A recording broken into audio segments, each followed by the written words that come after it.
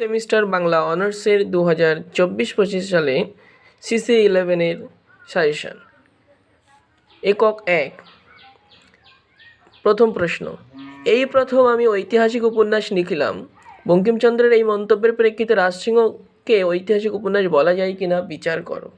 অথবা রাজসিংহ উপন্যাসের শ্রেণী, গোত্র অথবা গঠন সৌকর্য বিচার করো। 2 নম্বর প্রশ্ন, উপন্যাসের পরিসমাপ্তিতে জেবুন্নেসা যে অসমাপ্তির ভাব ব্যঞ্জনা নিয়ে হাজির হয়েছে আলোচনা করো, অথবা জেবুন্নেসা চরিত্রটি আলোচনা করো।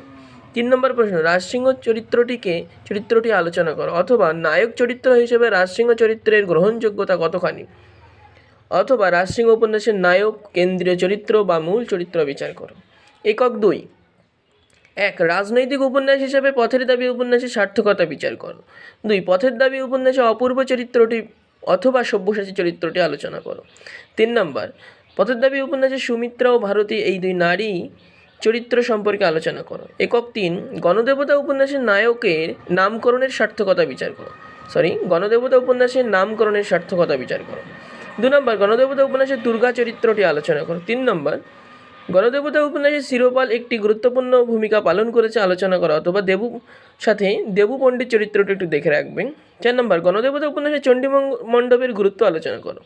5 নম্বর, গণদেবতা উপন্যাসকে মহাকাব্যধর্মী উপন্যাস বলা যায় কি না আলোচনা করো, অথবা গণদেবতা উপন্যাসের শ্রেণী, গোত্র বিচার করো। 4 নম্বর একক, আঞ্চলিক উপন্যাস হিসেবে পদ্মা নদীর মাঝি উপন্যাসটি কতখানি সার্থক হয়েছে আলোচনা করো, অথবা পদ্মা নদীর মাঝি উপন্যাসের শ্রেণী বা গোত্র বিচার। 2. পদ্মা নদীর মাঝি উপন্যাসে পটভূমি ও কাহিনীর বিচারে এই উপন্যাসের অভিনবত্ব আলোচনা করো। নেক্সট, পদ্মা নদীর মাঝি উপন্যাসের কেন্দ্রীয় চরিত্র কুবের আলোচনা করো।